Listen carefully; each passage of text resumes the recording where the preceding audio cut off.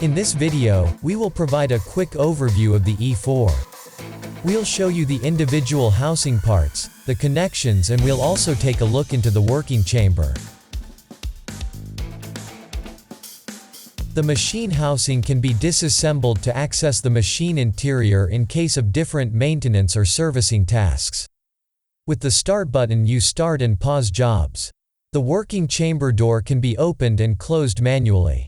Below the working chamber is the compartment for the cooling liquid tank or the optional dry tank. Depending on the machining mode, you need to insert the fitting tank into the compartment.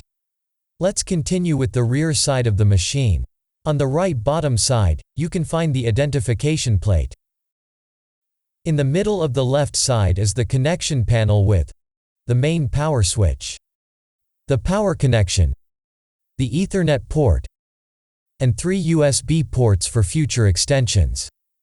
On the left bottom side are 2 connections for the air extraction system.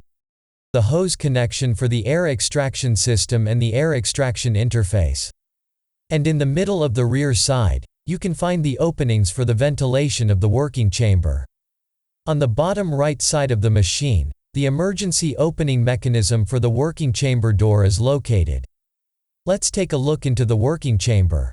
Note that if the machine is switched off or when axes are moving, the working chamber door is locked. Switch on the machine at the main power switch. The working chamber lighting lights up white. This indicates that the machine is powered, but that no connection to dental CNC has been established. When the connection has been established, the lighting turns blue and the machine references. After referencing, the lighting turns green.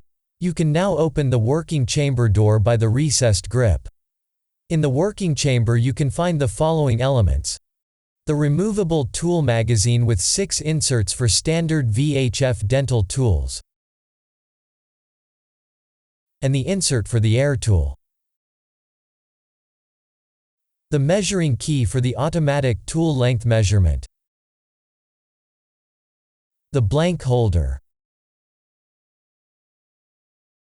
The drain cover for wet machining. And the spindle with a collet chuck for tool holding. The E4 has 4 axes, 3 linear axes and 1 rotary axis.